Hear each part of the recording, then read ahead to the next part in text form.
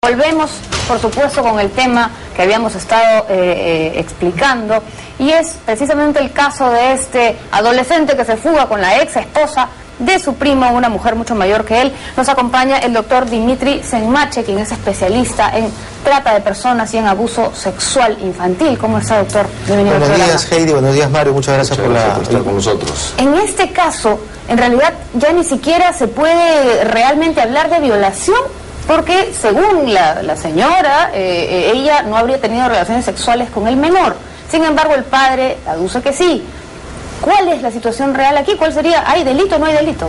En primer lugar, va a ser muy difícil probar la existencia de un acto sexual previo en un adolescente varón, teniendo en cuenta que tendría que pasar por el médico legista y no se podría determinar claramente si él ha mantenido relaciones sexuales. Y además tendrían que probar lo que, en el caso de haberlo determinado que él ha mantenido alguna relación sexual, probar que él ha sido con ella. Ese es un asunto. Ayer, pese a que a nosotros en 24 de medio nos negó, anoche ella ha reconocido que había una relación sentimental hablan igual de amistad el ahora, ¿no? Hablan de amistad. Ahora, tampoco se podía hablar de la seducción, porque el artículo 175 del Código Penal habla claramente de una relación mediante engaño. Estamos hablando de que si no ha mediado engaño, no podríamos estar hablando de seducción.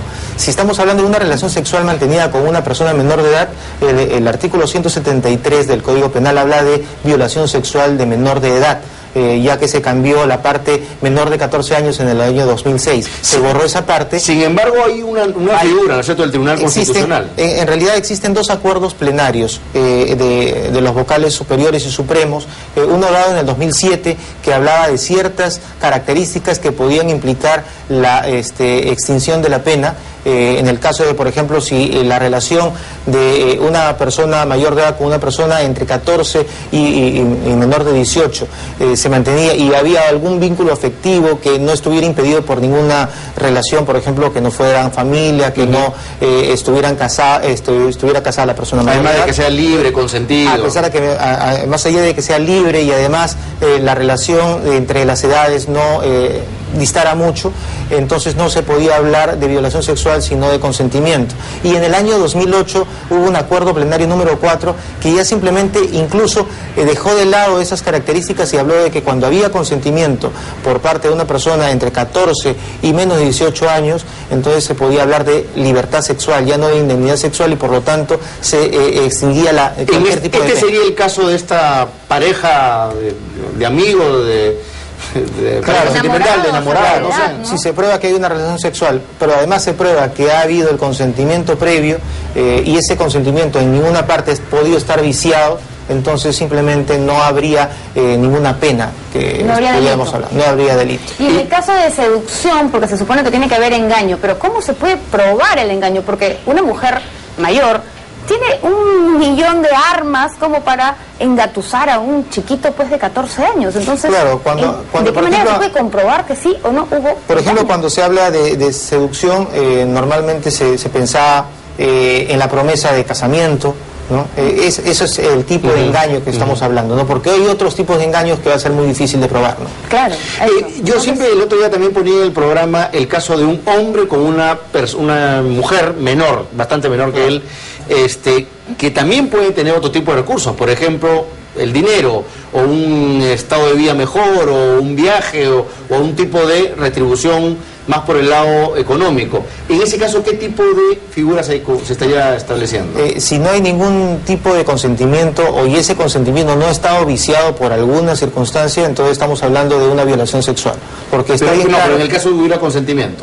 No, si hay consentimiento, como tampoco, digo, en ese caso no procede la violación. Se extingue la pena y al extinguirse la pena no habría un delito. Sería ilógico procesar a una persona para no darle ninguna pena. Claro, es que hay una diferencia enorme entre una niña y un niño, porque en el caso del niño, como dice el doctor, es imposible saber si es que es difícil, no es imposible, pero es difícil, ¿no? Es mucho más difícil saber si hubo realmente una relación sexual que en el caso de una niña, ¿no? Exacto. Y bueno, el gran problema aparece porque dentro del Código Penal hay normas que colisionan entre sí. Por un lado, en el artículo 173 nos dicen que cualquier tipo de relación sexual con un menor de edad es una violación. no habla ni de engaños, ni de consentimientos, ni de nada. Por otro lado, se habla de la seducción, el que tiene una relación sexual con una persona entre 14 y 18, pero media el engaño, la pena es entre 3 y 5 años, frente al artículo 173 que hablaba de una pena no menor de 25. Entonces, esa irracionalidad entre la proporcionalidad de la pena hizo que los vocales supremos se reuniesen y pudieran hablar sobre cuál es el problema de este artículo 173. Más allá de la figura legal, está claro que, por ejemplo, en los centros educativos reside, y en los hogares, por supuesto, reside gran parte de la responsabilidad para que estas cosas no sucedan. Es decir, el entregar suficiente información a los chicos, tener una comunicación lo más fluida con ellos para evitar que justamente puedan ser objeto de engaño o puedan tener un poco más claras las cosas, más allá de que la adolescencia es un periodo complicado en la evolución de los seres humanos. Pero, por ejemplo, aportando a lo que dice Mario, en realidad el niño denuncia que ha sido maltratado y entonces él de alguna forma ha huido de casa. Un tema que puede motivar quizás una investigación paralela, porque estamos hablando de violencia familiar que motiva la huida, la salida del seno familiar. Entonces está comprobado en ese caso la denuncia del padre podría revertirse más bien en su contra. Posiblemente, porque el niño sí podría bien denunciar el tipo de maltrato. Si se investiga y se prueba que ha habido ese tipo de maltrato, tanto físico como psicológico, esta persona también podría verse involucrada en temas de violencia familiar, ¿no? Entonces, legalmente podríamos estar en el escenario de que no hay elementos como para denunciar a la señora, pero sí hay elementos como para investigar y denunciar al papá.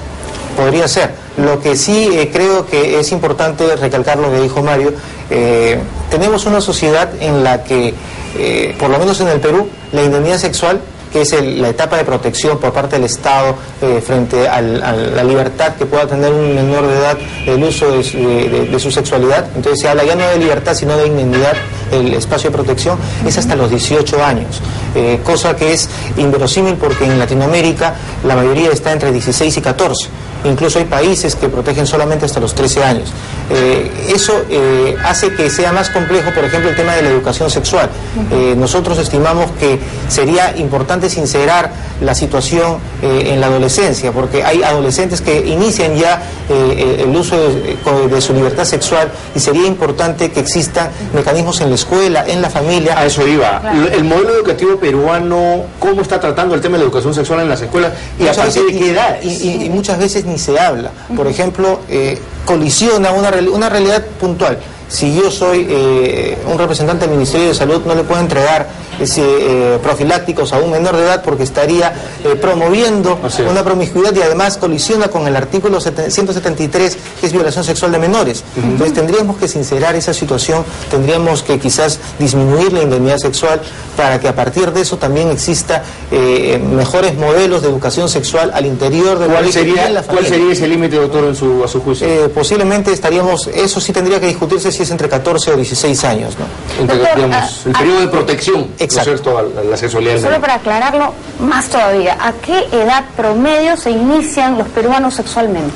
Un promedio de 13 y 14 años. Imagínense. Sí, o sea, esa no realidad. Se habla de sexo, pero se inicia la vida sexual incluso entre 13 y 14 cuando años. nació la norma en el año 2006 generaron tantos problemas que, por ejemplo, habían parejas. Estamos hablando de una chica de 16, de 17 años con la persona con la que ya vivía, 19 o 20 años. Ella salía embarazada, iba a atenderse y quedaba retenida porque se presumía la violación sexual y ella tenía que indicar quién era el padre para que comenzase el proceso de violación sexual. Y ella no quería denunciarlo porque era su pareja y ya vivía.